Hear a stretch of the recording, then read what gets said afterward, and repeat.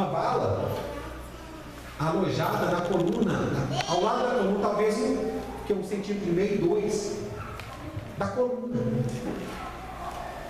Um tiro que entrou no pescoço e andou no corpo dele até parar ali. O médico falou com ele que, não sei, 2 centímetros para lá, 2 centímetros para cá. Talvez ele não andasse mais, o braço não mexia, a perna não mexia. Fugiu do hospital. Entre tantas outras coisas. Nós estamos pregando, não é sobre ele aqui, mas se a gente pudesse colocar um exemplo aqui, está ali.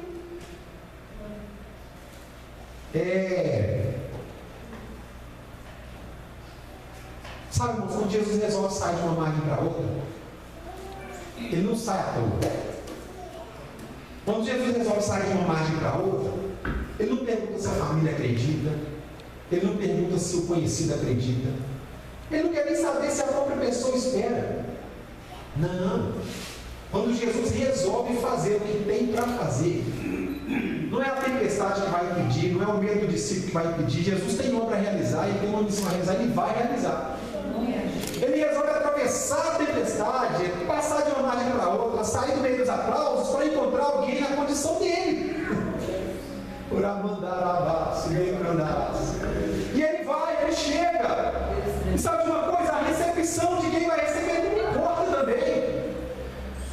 Ele tem ciência e consciência daquilo que ele vai fazer.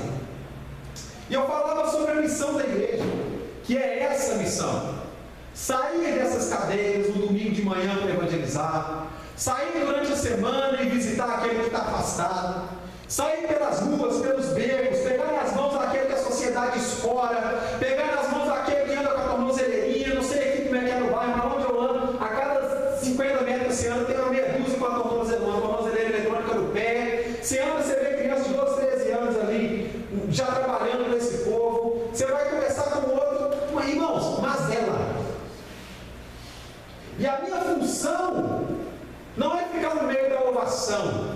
A minha função é passar pelo meio desses, bater no ombro, convidar, contar a minha história para eles. Olha, o que eles diziam de mim? Vai ser igual a ele. Olha o filho do Rominho. É o Rominho que ele era chamado. Olha o filho do Rominho. É o Rominho 2. Mas Jesus estendeu a mão dele. Não importa o que o mundo vai dizer, eu não estou importando com absolutamente nada que o mundo vai dizer. Sabe quem falou isso? Gente da minha família. Gente que eu comia na mesa. Aponta e fala mesmo, irmão. E está tudo bem, não tem vitimismo nenhum nisso não. O que o mundo fala não importa, mas Jesus já atravessou o mar para me encontrar. Glória a Deus. Jesus já deu hora para a tempestade calar a boca, já ensinou o discípulo como é que lida com a tempestade, não importa. Ele vai chegar diante de mim, como chegou, e falar assim: olha, eu vim te libertar. Olha que interessante o texto que nós lemos. Vamos ser literais no texto. Vamos lá. Jesus chega, o Espírito sai ao encontro dele, possuindo aquele homem. E a Bíblia diz que, vamos tomar cuidado com isso aqui, olha. E quando viu Jesus ao longe, correu e adorou. O Espírito não adora Jesus, o Espírito mundo não adora Jesus, irmãos. Sabe o que quer dizer esse texto aqui na sua literalidade? O Espírito reconhece a autoridade de Jesus. Então não era uma adoração, era um reconhecimento da autoridade que Jesus tinha. Sabe, eu não sei se você tem um familiar, talvez seja você mesmo, porque às vezes tem algumas pessoas presas nas suas dificuldades, nas suas limitações, dentro da igreja isso acontece. Mas Jesus também está aí para libertar. Sabe, o Espírito ele reconhece a autoridade de Jesus. Ele sabe que quando Jesus chega, ele não vai voltar, porque ele não negocia. A entender o texto, quando você vai ler e entender o texto, parece que ele está conversando com o Espírito. Não, primeiro ele chega e dá ordem. Porque o Espírito fala assim: ó, não me mande para fora da província. Jesus primeiro dá ordem, depois ele pede para não ir embora da província e pede para ir para os portos. Jesus não está entrevistando ninguém para ver se faz ou não faz. Jesus faz, porque ele está decidido que ele vai fazer. Então ele atravessa, alcança, não dá bola para o que o inimigo pensa e fala diretamente, olhando no olho do endemoniado de Gadara assim: olha, vim aqui por sua causa hoje, amigo. Vamos voltar à missão? Porque eu podia ir para um lado mais avivalista, mas eu quero ir para um lado missionário nessa noite. Eu poderia ir para um lado onde a gente ia glorificar muito, mas eu quero ir para o lado da racionalidade, eu quero pensar um pouco na igreja. Hoje é culto de missões. Quando a igreja se propõe a invadir territórios hostis à igreja, a igreja está se propondo a enfrentar grandes guerras. Quem já foi maltratado no meio do evangelismo? Tem alguém? Nós fizemos uma viagem missionária uma vez, uma cidade, não lembro se era Tiro, se era São João del Rei. Nós fizemos uma viagem missionária. Eu estava com os panfletos evangelizando, e aí tinha um senhor saindo da porta da casa dele, assim, do portão. E aí nós encontramos assim no portão da casa, estava com um copo d'água na mão. E eu dei um bom dia para ele, falei, senhor, bom dia, tudo bem? Nós somos da igreja e tal, não sei o que, estamos fazendo evangelismo na cidade. Eu queria te entregar esse convite, te fazer um convite. Quando eu falei te fazer um convite, o copo d'água veio na cara. Sabe qual foi o sentimento naquele momento, irmãos? E não era o meu, não, porque eu sou meio sanguíneo, irmãos. Naquele momento eu senti uma paz no meu coração. Naquele momento veio as dificuldades dos discípulos e a primeira igreja passou nos seus momentos de evangelismo. Eu falei, opa, não é do jeito que eu penso, não.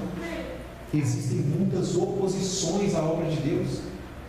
E isso que eu acabei de passar aqui nesse momento é uma ínfima fração do que a igreja do Senhor já passou para que eu pudesse receber a graça dele hoje. As irmãs cantaram da bravura dos santos enfrentando os leões na arena, não é isso? E o hino até acha meio cruel, né? Eu queria ver a bravura dos santos em plena arena enfrentando os leões. Irmãos, eu não queria ver isso nunca. Até porque se fosse na nossa época, né? A gente não ia ver, se a gente fosse verdadeiro, era a gente que está lá dentro daquela arena, né? Sendo comido pelos leões. Mas olha o que eles enfrentaram, isso é literal, o Coliseu está lá para dizer que isso era verdade. Olha o que eles enfrentaram para que hoje, nesse culto de missões, nós tivéssemos ouvido que o Senhor atravessou as maiores dificuldades por nossa causa. E Deus está dando uma autoridade para nós agora atravessarmos os nossos mares, entrarmos nos nossos barcos com a missão que Ele nos deu e fazer aquilo que é necessário à igreja. Porque isso não é condicional, irmão, se der para um ou se der para outro. Sabe, mas eu não tenho a oratória que determinado irmão tem para pregar. Isso, não. Quem é para culto, Deus separou para culto. Quem não é para culto, Deus separou para outras obras. Nem toda obra do Senhor, aliás, muito pouco dela é realizada aqui nesse quadrado, né, irmão? A maior obra missionária que o Senhor tem a realizar é você no seu trabalho, quem estuda na sua escola, quem faz faculdade na sua faculdade. É como eu preguei na semana passada, é ser o sal da terra, a luz do mundo que nós queremos que a gente caminhe. O tempo já vai e eu preciso caminhar para o final do que eu tenho a dizer para os irmãos. O texto diz que aquele espírito adora o Senhor, na verdade ele reconhece a autoridade. E Jesus diz o seguinte para aquele homem: seja liberto. Ele diz para o espírito: olha, sai dele. E realiza a obra na vida daquele homem que muitas pessoas tentaram de formas diferentes. E essas formas diferentes eu quero trazer, contextualizar para os nossos dias. Nos nossos dias, as pessoas recorrem a muitas outras coisas, né? E as pessoas recorrem a recursos materiais, físicos. Outras pessoas recorrem à espiritualidade deturpada, né? Talvez aí um candomblé, não sei o que as pessoas são capazes de fazer. Nós vemos isso na Bíblia, né? Saúl recorrendo a cartomante, não é isso? As pessoas se desesperam porque não conseguem encontrar o caminho. Agora o caminho se apresenta àquele homem e fala assim: olha, eu sou, eu posso, eu faço. E a ordem que eu dou para essas correntes, e essas correntes agora que ele está falando, elas são espirituais, porque o texto diz que as correntes físicas não podiam segurar aquele espírito. Então o homem quebrava todas as correntes quando eles tentavam prendê-lo. Olha só, que vida desse homem. Ele vivia no cemitério, se alimentava de restos mortais, ele não tinha socialização, era um homem que andava nu. Ora, aquele homem foi tirado por aqueles espíritos malignos do ambiente familiar, do convívio com a sua família. das coisas comuns de uma pessoa normal. Foi retirada daquele homem a capacidade intelectual. E é importante pensar como que alguém chega nessa circunstância. As brechas que nós damos. Eu digo nós porque aquele que está de pé cuide para não cair. Sabe? As brechas que nós damos, por mínimas que forem, elas podem se tornar grandes espaços dominados pelo maligno de nossa vida. E aí o inimigo entra, ele tira aquele homem do meio do convívio dele, ele tira a intelectualidade, a racionalidade, faz ele passar por grandes vergonhas, a ponto desse homem viver nos cemitérios, se alimentar de restos mortais, e ninguém tem mais coragem nem de lidar com aquele homem em nenhum aspecto, de nenhuma forma. Um homem literalmente jogado às margens. Quando alguém chega nessa circunstância, só tem uma solução: Jesus. É só Ele que pode alcançar essas vidas. Agora eu tenho uma pergunta para os irmãos: Jesus está andando por aqui hoje, irmãos? Glória a Deus. Jesus, ele desce carnalmente como ele encontrou esse homem, irmãos? Ou ele deixou algo comissionado à igreja dele aqui nessa terra? É culto de missão. Eu tenho certeza que quando eu estou pregando aqui, muitos dos irmãos pensaram em alguém, um familiar, um conhecido. E a pergunta que nós temos é: eu tenho exercido a missão que o Senhor colocou nas minhas mãos? Sabe lá no início, quando eu disse que Deus estava repreendendo os discípulos por eles não entenderem a autoridade que Jesus estava dando a eles para repreender as tempestades? É disso que eu estou falando agora. Talvez a igreja não entendeu a missão dada por Cristo na sua mão. É autoridade e poder para quebrar cadeias pelo nome dele. Então nós conhecemos pessoas que estão nas condições daquele gadareno. Isso, alegoricamente falando, né? Poucos vivem hoje nos cemitérios, embora ainda existam pessoas nessa mesma condição literal. Mas a maioria das vezes é alguém envolvido com tráfico, alguém envolvido em algo ilícito, alguém que caiu em prostituição, alguém que perdeu a família, alguém que maltrata a esposa, alguém que maltrata os filhos, um mau exemplo para a sociedade como um cidadão, de maneira geral, alguém distanciado dos caminhos do Senhor, alguém que está aí pelas vielas, pelos bares, caindo pelas ruas. Não sei as soluções, mas as mazelas são muitas nesse mundo. Qual que é o remédio para esse mundo, irmãos? É a igreja do Senhor, é Jesus, levado através de mim e de você. Sabe essa mensagem que eu estou pregando aqui hoje, meus irmãos? Eu poderia estar exercendo ela literalmente na rua. Mas aí Jesus faz um mini seminário como esse nessa noite, para relembrarmos mensalmente, não é isso? Um culto de missão mensal. Mensalmente ele faz um mini seminário aqui sobre missões, para falar para nós assim: olha, é com vocês que eu estou contando. É com a igreja de Xangri-Lá que eu estou contando, para libertar essa região. Eu posso fazer com que essa igreja cresça exponencialmente na sua estrutura, saia talvez deste cômodo, ocupe lugares físicos maiores, mas eu quero que a minha igreja ocupe os ambientes onde hoje o inimigo tem tomado. Talvez você vai ser repreendido, talvez você vai ser colocado de lado, talvez alguém vai olhar para você e vai te rejeitar quando você for dar uma palavra, mas ele não está chamando a igreja dele com espírito de covardia. A Bíblia diz que ele nos deu um espírito de ousadia para pregar a sua palavra, para levar aos cantos mais ermos a palavra do Senhor. Obra missionária, na maioria das vezes nós vemos na igreja que é tanto de bandeira de país, não é verdade? Não? E na semana passada a gente estava em Santa Maria e foi falado sobre um tema muito recorrente na igreja, chamado Janela 1040. Nós não temos sempre tempo para falar dele, talvez os irmãos, alguns conheçam, quem não conhece, procura na internet, Janela 1040, um espaço no nosso globo, né, terrestre aí, onde consiste, se não me engano, 66% do povo não evangelizado do mundo, que carece de obra missionária. Irmãos, isso é importantíssimo, é necessário que a obra do Senhor avance até esses lugares, que missionários sejam enviados. Porém, existem umas outras janelas aqui no nosso meio, no nosso convívio aqui, olha. Os nossos bairros, as nossas famílias, as nossas casas, são outras dessas janelas. E quem tem o alimento que o Senhor nos deu, tem que repartir. Então, nesse culto de missão, O Senhor me trouxe aqui nessa noite para trazer esse espírito, esse ambiente de reflexão aqui nessa noite. Qual é a minha parcela na obra? Segundo, eu estou compreendendo a autoridade que o Senhor me deu? Terceiro, onde eu estou negligente? Onde eu posso fazer mais? Como eu posso fazer mais? Eu estou muito cômodo, preciso atravessar esse mar? E quando eu chegar lá e for repreendido, não é com esse espírito que eu tenho alguma coisa. Ele fala assim: olha, que tenho eu contigo? Jesus repreende, fala: vai embora. Vai embora.